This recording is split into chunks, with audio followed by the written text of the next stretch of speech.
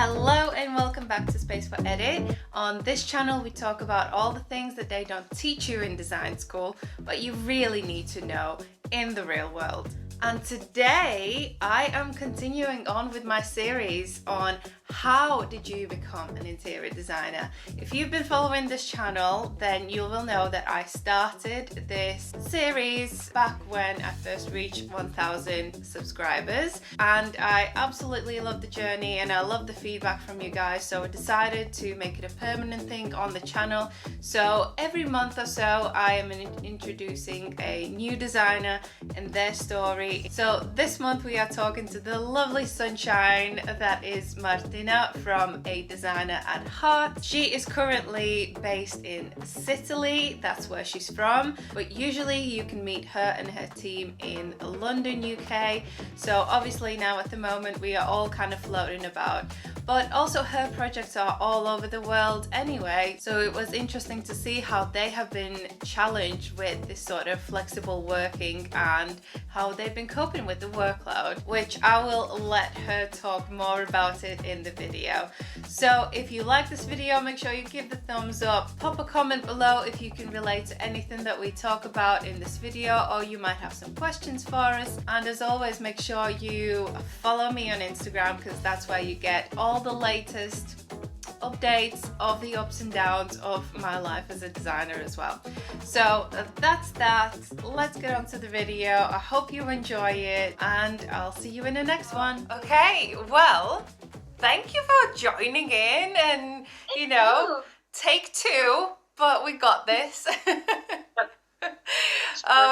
So yeah, basically I started these video series just to show the world that there's so many ways how interior designers become interior designers, and there's so many different journeys that you can take. So yeah, I thought I'll just make it a permanent feature and start to introduce all the other designers that I'm inspired by, and just kind of know through socials and real life as well.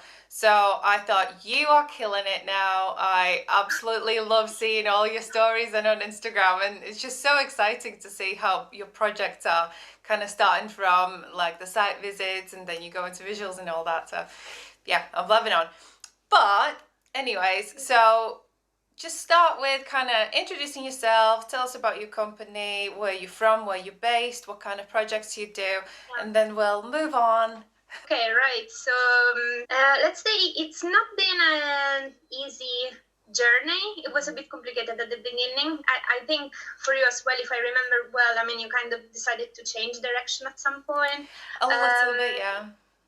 Kind of. Anyway, I'm from Sicily, and here in Sicily at the time, I think it was many years ago, 12 years ago, there weren't any interior design schools, and there wasn't even architecture. There was this one faculty called building engineering and architecture, and it was a merge of engineering and architecture, but they were selling it as, yes, like a merge, like there is both of enough of both.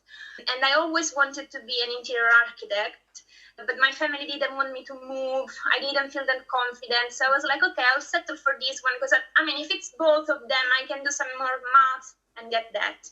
And it was like so stressful because it wasn't my first choice. There was a lot of math. It was very technical, and it was mainly engineering. So I ended up being a building engineer and graduate like that. But the last year of uni, I was quite depressed. I had to go through a year of therapy. Did you?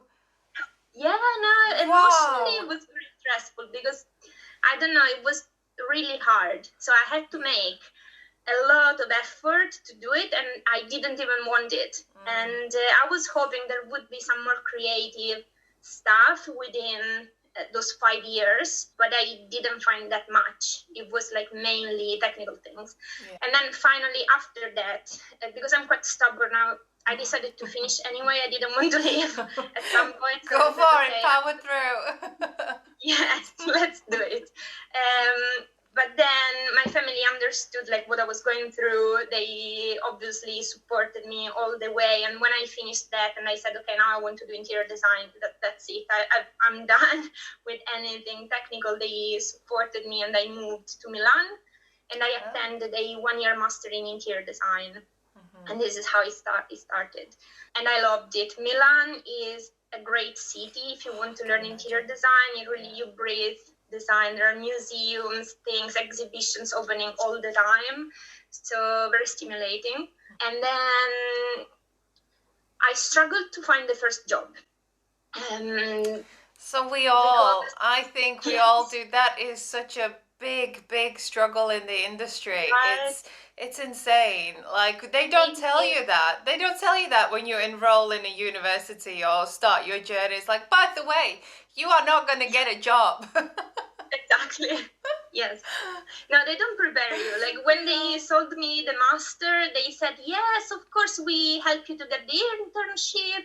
There is a very high placement rate. None of that happened. The only thing I could find were unpaid internships, which I couldn't really afford. So I did one for a month, and then I was like, okay, but I need something. Like, I need to live off something.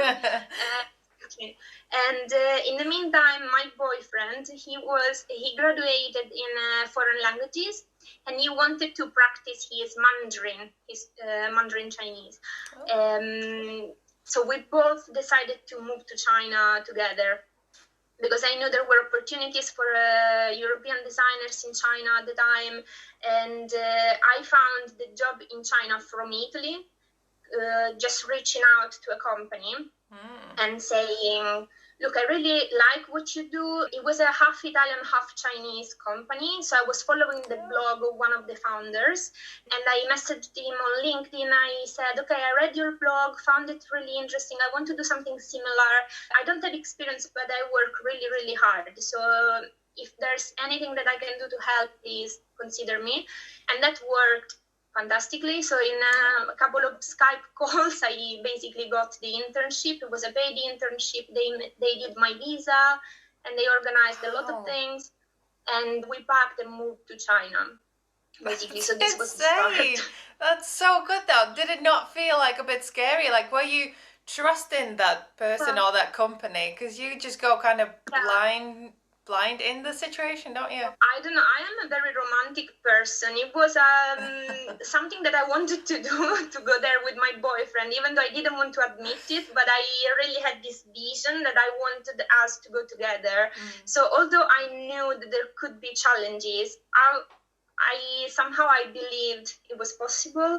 And I got information about the company. I knew it was like a good company, was a real studio. I found out that my parents and my family had connections in China. Then my boyfriend was going there to attend a language course, so we had a university there as well. So it's not like we were going completely alone and out of the blue. Yeah, you had a bit of safety there. You had a bit of connections. Yeah, okay. Yeah, some connections that could potentially introduce me to other companies while I was there. So it was a risk, but I don't know, not too much. Yeah. And then I went there, and it was 6 amazing months. I got to work on great luxurious projects, from residential to retail, offices, many things that move very fast. So it was a great start, and they offered a full-time employment, a raise, and everything. But I don't know, it was a bit too much. I had never lived out of Italy. And I didn't speak the language, so I couldn't really connect with locals. And at the time, my English was very weak. And I thought, if I have to make this effort of learning a foreign language, I would like it to be English before Chinese Mandarin, because it felt more approachable and something that would be more in line with what I like. Yeah. So then I decided to move to the UK, to London, because there was a dream of mine. And suddenly, once you've done China, then you're like, oh, well, London, it's easy, right? That's tiny then, isn't it, compared to big China? Yes. So I decided to move to London. My boyfriend stayed in China for a little longer, so we did some long distance, and then he managed to move to London as well. Oh, that's amazing. So you can still both stay together, and no one really had to give up their side of the dream almost. Exactly. Yeah. Yes, we managed to make it work. We did some long distance and then reconnected at the end. So there was Uh-huh. And basically in London it was a bit challenging because I didn't speak the language properly and I didn't have experience in the English market. So some companies would just turn me off because of the language barrier. Then I went to some recruiting agencies and they said that there were more suitable candidates than me, so they didn't really want to help. So I went on the scene jobs, started to look for applications, applied by myself, and eventually I found the right company. So it took me about a month and a half. And in the meantime, I started to work as a waitress. Yeah, that's not bad. A month and a half is not bad, you know, because I feel like I was facing a similar thing as well. Like I'm Latvian, so English wasn't my, you know, born native language. So, and even the way that my name is spelt, it's just, there's no way I could get a pass on that. No way. So people see my name on the application, then what do they call it? Oh, Sintija, Sinjita, Sintija, all kinds of things. But it is sad, isn't it, that you got all this talent and you just want to work and do a good job, but because of the language barrier, there's just not as many opportunities. And so I feel your pain. I know it's a real thing, so it's not like I blame them or anything, but the reality is that when you're starting out, you do most of the job in front of your computer. You don't really need to interact that much with clients or anything. So you need to find the right company who understands that and is willing to give you some space to at least sit there, get your salary at the end of the month, just get on, being able to live in London and do the stuff. And then given the opportunity, then you improve. Like I remember when I started, I would print out emails. Sometimes there would be some issues, like clients complaining about stuff or having long list of comments on the designs. And it wouldn't really be for me, because it was for the senior interior designer to deal with, but I was copied in the emails. And that meant that I could just print them out, bring them home, and look for every single word and learn with that, because I needed all of the technical language. So for me, every time there was a problem and clients would write very long emails, I was super happy. I was like, great. And that is so true, because that language, like you said, that design language that we use, or even business language, that's not really taught in schools, or you know, when you were probably learning English in school, it wasn't like a thing. So and the way that English speak as well, I think it's a bit different. I don't know about you, but in Latvia we are more taught the American English rather than British English. So that's a difference as well. But that's so interesting how you just wanted it. It was like, I'm going to print out these emails, I'm going to learn the lingo, and I'm going to crush it. Love it. So how long was London, and did you move companies, or did you stay with the same? I have been in London for 5 years now. I worked with the first company for 1 year and a half, and then I moved to a different company where I stayed another year. And then I set up my own practice. There was a gap of a few months in the meantime where I worked just for myself as a freelancer. But basically, this is the journey: 2 companies and then by myself. And on your own. With the last company, I went from full-time to part-time at some point because I wanted to develop my own thing on the side. And I was surprised of how much help I received. When I was worried that saying, okay, I want to go to part-time, I would face some resistance. And none of that happened. Like, my previous boss was super open to the idea. She said, you know, I mean, I created my own company. I really understand the need for it, and if you want to go for that, I'm happy to give you the time. So we made it work. That is so good, because I was about to ask you, how did the company see that? Because usually companies, obviously, and fair play to them, they see as if someone wants to do something on the side or their own thing, they see it as maybe a bit of a threat or a waste of time, because obviously they have employees there to train up and work for them and do their best. But once you're attention is kind of split into two, then you kind of lose the quality Yeah, somewhere. I think it also depends on what you built before. I always worked as if the company was mine. Even when I was a junior, I would stay there over time and not even ask for the money because it was something that I just wanted to do. I really wanted to see all of the processes. I wanted to learn. If I could see that something, I don't know, that I was asked to do something by a certain time of the day and I wasn't able to do it by that time, it would be really frustrating for me. And I never ever thought, oh, they gave me too much. I was like, no, someone was expecting me to do this by this time. It means I need to get there. Yeah. And if I don't put the work to improve and do that, then it's my fault. Yeah, you need to figure it out because someone's relying on you and that's your task and you need to do it. Yeah. Exactly. So I always worked with that sense of responsibility in mind. I really wanted to do the best for the company, and I think business owners appreciate that when they see it in an employee. Yeah. So somehow I think my boss, she knew that like those 3 days that I would work for them, I would still give over 100%. And this is what happened. The moment that I decided to go full-time freelancing and leave the company, I also did it because I could see that even though I had my 2 days a week to do my own thing, I would still think about the main job with the company. And if I received an email or something, I would still check in, and I couldn't really disconnect, because when you do have a project that is live and things are happening, you have to be available all the time. Yeah. Yeah, you feel like you want to do your part. Yeah. So it was like hard to separate the two things for me. So I made sure that I completed one project that I had started from concept the year before. So the moment we handed over and I went there to dress it and complete everything, then I was like, okay, I think I've done a cycle here in this company. I can now close this and move on to something else. Yeah. And then you, at that point, you've been like freelancing for a bit, so you've kind of knew what's out there for you. It wasn't like you were just going out on your own. No, I wasn't that sure. I also, like, some people were a bit worried. Like, my parents asked whether it was maybe too early to do that. I had some saving, and I was like, okay, so this could cover me for a few months.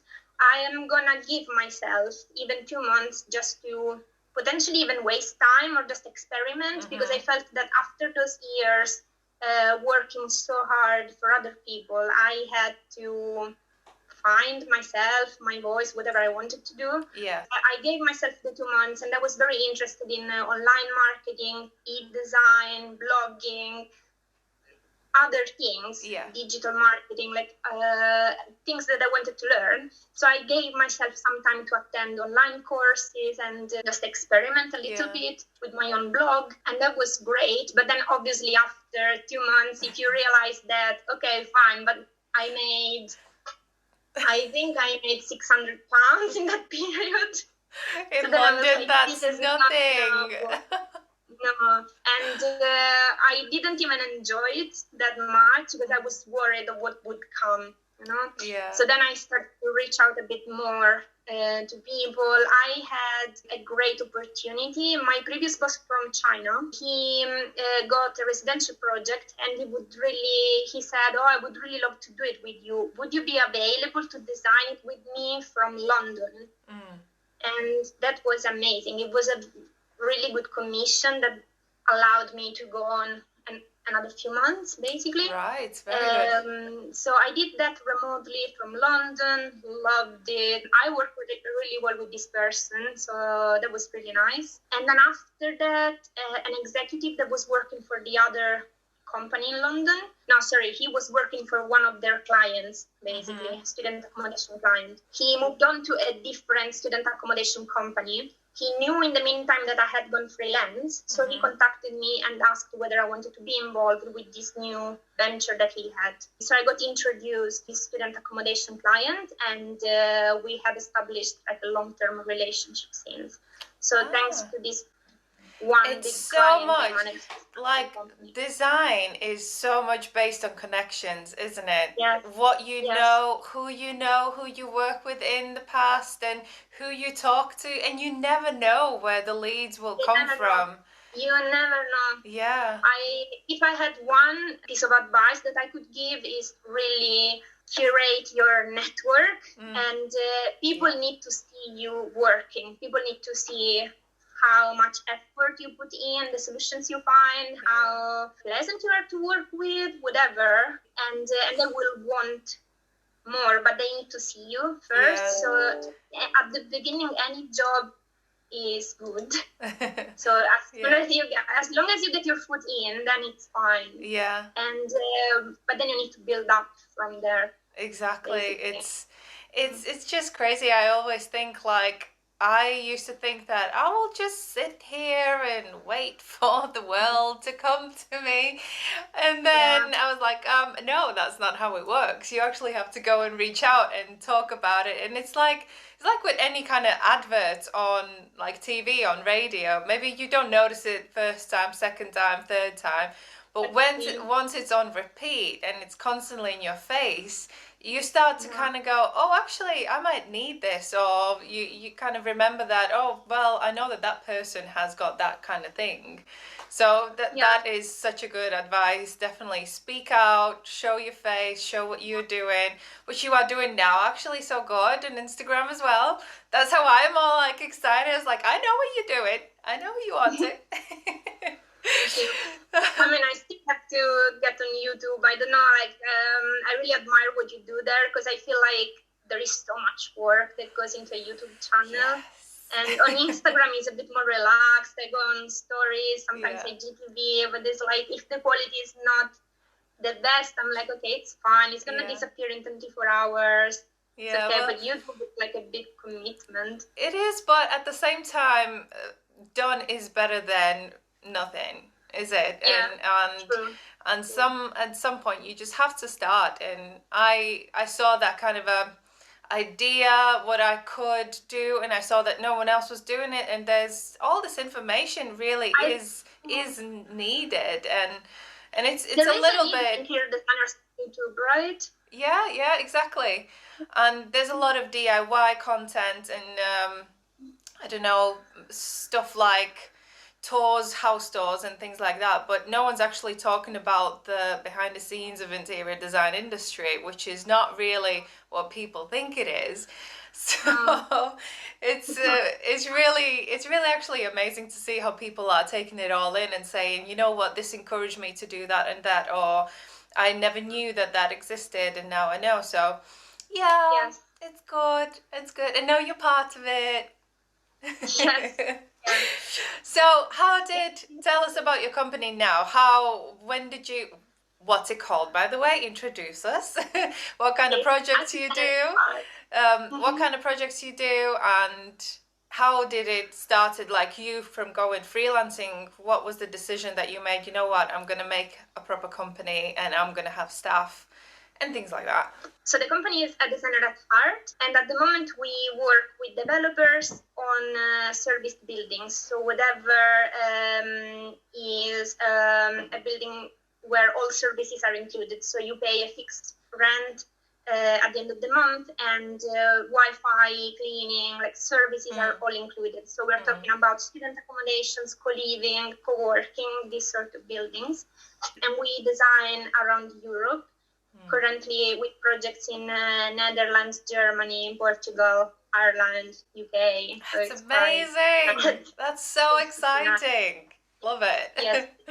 So how it started, I think back in 2015 when I moved to London, as I told you, I started to work for this company, and it was the office was near Oxford Street. I used to love like getting out at 5:30, 6 p.m., having a walk around. It was super inspiring. And my boyfriend at the time was in China, so it means that I had a lot of time. Yeah. Just for myself. On your own. Freedom. Yes. And this need to be even more creative just came out. because at the office it was amazing, but it was also a bit stressful because I had to perform. I knew that the language was a barrier at the time, and I had to put a lot of effort.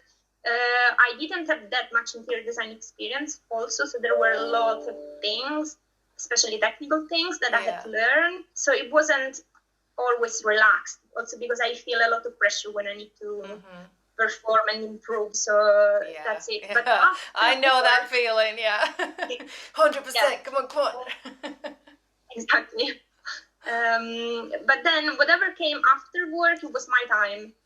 So there I could do whatever. And I decided to start a blog. There was also a great opportunity to improve my language skills. And I asked advice to my boyfriend, and he came up with the name, a.designer.at.heart. It needs to be something that shows I want to have a voice in the design industry, because I know I have something inside of me, but I don't know what it is yet. I don't know what my point of view is. I need to learn. It's so just something there, isn't it? Something inside that you just, it doesn't feel right, currently doesn't feel right, but needs to get out. Yeah, go on. I know. It needs to take shape somehow. I didn't know how. So I was like, okay, I'll do a website and see what happens there. So this is why it was created in the first place. And for the first 2 years, it was just random posts. They didn't even make that much sense. There was some traveling, art, some things, but it was great to practice the language. It would take me a week to make a blog post because it was like so hard to get it right in English. And then I would ask a million of people to just proofread and everything. And then when I was working for the second company and I decided to go part-time, there was a moment where I could see that I had done quite an improvement and I was starting to be in charge of projects. So I thought it was a good occasion to start thinking about doing that for myself rather than for other people. There is this moment where you feel like, despite all the madness, that you can see, okay, I have actually improved. I've got what it takes. I could actually take this on my own. So there is where I decided to give it more thought. And when I was working part-time, in the spare time, I evolved the blog to an e-design platform, so providing services remotely. I had a couple of successful examples with this, but it didn't really take over. First of all, I was still experimenting with it, so obviously I was also making mistakes, so it took longer than I would have wanted. But also the pricing wasn't right. There are already e-design companies. I think they undersell the service. It's crazy. That's why I've never ventured out into the e-design world, because that's the thing. I think people really undersell themselves. And they just offer so much and they go far and beyond, whereas actually it's not worth your time. It's so devaluing for the whole profession, and it's sad because obviously those companies, I mean, I think obviously they make money on the furniture that they sell, right? So for the client it's a false saving because somehow, I mean, the money has to get there somehow, you know? So anyway, moving on. Moving on.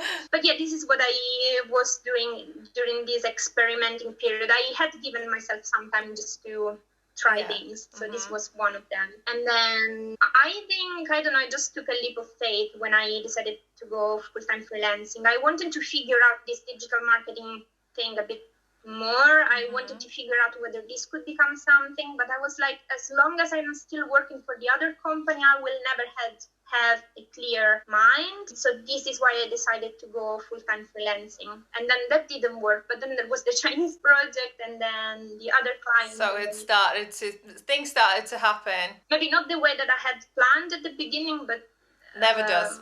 It never does. And then so you get some projects here and there, and when did you start to, because you've got a team now, haven't you? Yes. So when did you hire your first employee, or when did you start to outsource? I guess that's how you start, don't you? Yes, I started outsourcing very early on. The client got in touch during summer, so I started to do the first project in July. It was a project in Portugal. After that, it was around August, so only 1 month later, they said they could have more, but we were talking about 5 more. So there I was like, they actually asked whether I had the resources to do them. So it was clear from the beginning that it was either you set up a company or you just say no. Yeah. You know? Mm-hmm. So it was like a decision that I had to make at the time. Yeah. And I had never considered really to set up a whole company because I could see that there is so much more to it. I liked the idea of being a solopreneur, just working from home, chilled. The e-design idea was because I just wanted to stay home doing my work. People are like somewhere else in the world and you just enjoy your time. But when you're offered the opportunity, then it's different. You grab it. Then I was like, okay, no, I'll grab it. Yeah, you so just figure it out. You figure it out how to deal with it. And to be honest, listening to your story now and thinking about how you were in the past, I was like, that was a no-brainer. You would have been like, okay, yeah, I've got this. I'll sort this out. Yes, it's one of those things you hear yourself saying, yes, you're fine, I'll do it, no worries, I'll outsource everything. And then you're like, what did I say? Like, why did I say it? Yeah, and so September 2018, I registered a.designer.at.heart as a limited company. Mm-hmm. So from blog to that, and I started early on, like in August already. I was advertising to get some freelance help, and then I found the first staff member who is still with me, and it's incredible, like the level of collaboration that we created in those 2 years, because you really grow together. Mm-hmm. So at the beginning, it was just me and her in a very corporate and cold co-working. That was the only thing I could afford at the time. Just me and her, like doing these drawings, like me freaking out for everything that would happen, and she would be there like, okay, fine, let's see what we can do.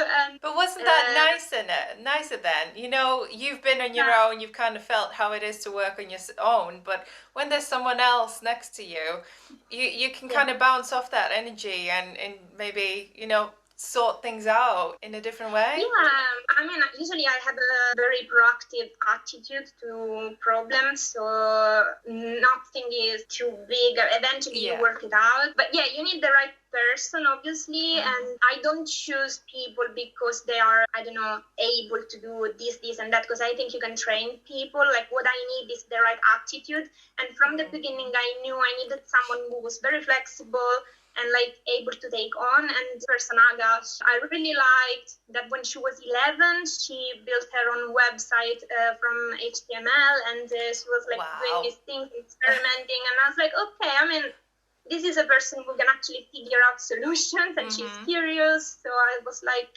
this was the right mindset, and in fact, I mean, it worked really well. So this is what I try to look for when I choose team members, because this is a startup. From the beginning, I couldn't afford like promising security or anything. I really didn't know what was going to happen, so I needed people who were actually happy to embrace the challenge with me. And obviously, if there is any issue or major thing to deal with, it's all on me, obviously, but still, the people around you need to have that sort of attitude. Yeah, definitely. You need to find the right people that you can rely on, and you know that they are not going to be moaning about anything, and they will just get the work done, basically. Yeah. So that has been since 2018 now, so 2 years. Yes. And 2 years. And how big is your team now? Now it's 4 people, including me, so it's still a small team. And the fourth person is actually my boyfriend, who is working part-time. Now he's a shareholder. Because in the meantime, he specialized in marketing. And he's working on his own side project on top of this. But while he's developing that, there was a real opportunity here. It was like, you could really, really help me here. So, I mean, you could really help me here, get the hint. Yes, this is how it happened. And then there is another designer who works with us full time, and now she moved back to Italy. So we are experimenting with the remote working situation, and we are trying to understand whether this could become like a permanent thing, that she keeps working from Italy. And again, COVID has helped somehow, because like maybe before COVID, I would have been more worried to accept like a permanent remote collaboration. But since we had to do it in this period, we kind of found solutions. Yeah, that's the thing. It's people can do a lot more than we think that they can. Yeah. And if they really want, they're going to make it work. And I've found it now as well, like we've been working from home, and everyone just kind of comes together. Everyone makes sure that the deadline's met and they still deliver the same quality. Okay, we might not be able to meet in person that much, but we are still doing the job and it's still getting done and clients are still satisfied. So like you said, I think COVID actually has been a little bit of a blessing for our industry, maybe giving us a bit more flexibility, hopefully, in the future, to, you know, work from wherever and whenever, because why not? If you got a Wi-Fi, if you got your softwares and everything, you're good to go. Yeah, exactly. Yeah. So, what do you think that's maybe like the future for your company? What's your sort of plan? Not a 5-year, 10-year plan, but where do you think? Where's a designer at heart going? I ask myself this question like every day. I don't know for sure. What I would like to do is to keep a small team, because I really like this feel, this vibe that we have as a small team. We're growing together and it's quite nice. And I would like to grow a network of freelancers. I have already started. So if the three of us, 3 designers, and at times the work has been too much for us. So I have started to reach out to other freelancers to help when needed. And I realized that there is like a very big demand for remote work, and not many people want that stability of a full-time job. Some people are just happy to take the occasional gig and try different things. So I'm thinking maybe this is how I would like to evolve our team. Like it's nice because it allows us to collaborate with different individuals.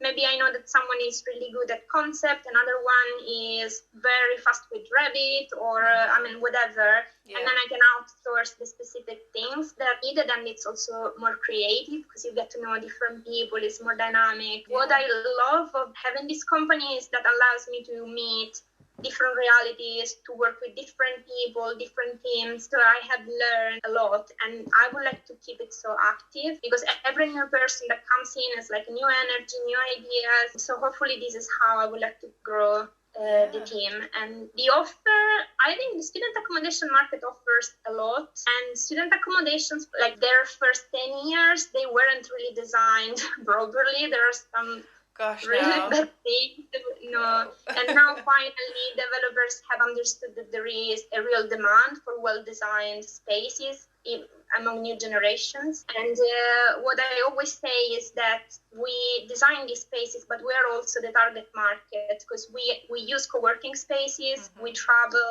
I love the idea of co-living. I am part of female communities. I really appreciate how much a community around you can help and support. So these sort of buildings that they not only give you the physical space, but they come with a community of like-minded people.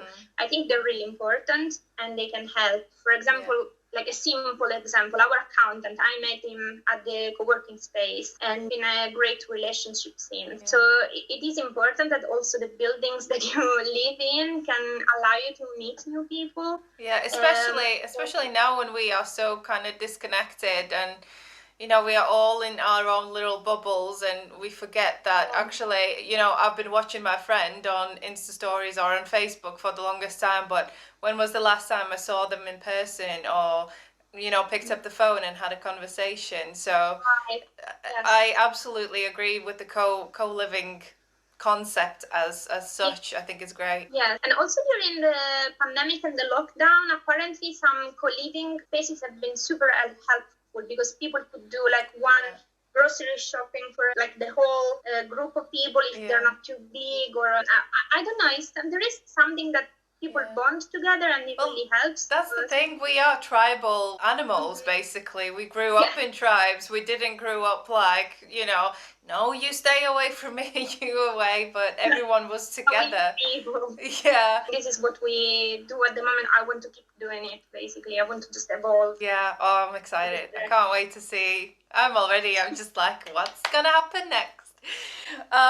So what would you say? I know you gave a really good advice before about network and growing your network, always working on it.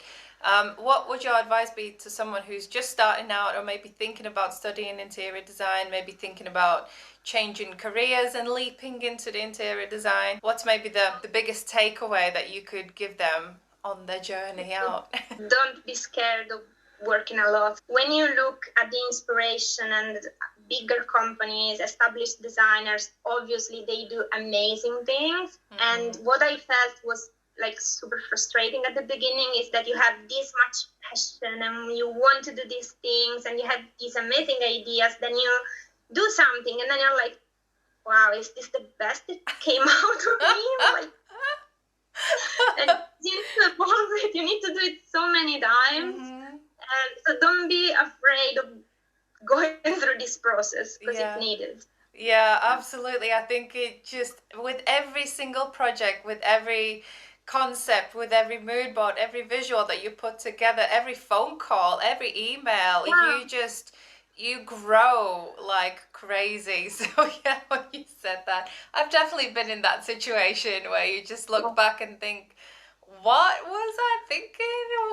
What? And then you think, why? And then you think, why was the client not satisfied with that?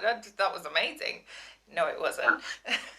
Well, but the amazing thing is that if you hear people like Kelly Hoppen talking about the early days, she would tell you the same thing.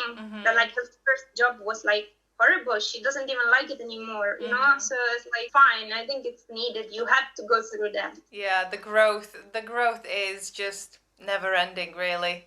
Never ending. Yeah. No. Oh, okay, well, that was amazing. Your story is so exciting. I'd love to just piece these little dots together and see how people evolve and how, because our industry is hard. It's not easy, isn't it? It's very demanding, and like you said, working hard, doing extra, going the extra mile, and just proving that you can take on the work. It's not an easy thing. It's not just like something that you clock in and clock out of. So yeah, I mean, it's a building that doesn't exist and it needs to materialize itself, and there are so many moving parts. It's a big machine. So like, yes, there is a lot of work that goes in. People have no idea. But that's why we're here. That's why we are sharing all of this. Oh, amazing. Well, thanks again for your time. I know you're busy. You always have things to do. So really appreciate it. And I'll leave all your social links, all your blogs and websites and things like that, whatever, if people want to get in touch. Because you work all over the place. There's no limit, is it, to your project? Okay. Thank you so much. This was super nice. Thank you. No problem. Thank you as well.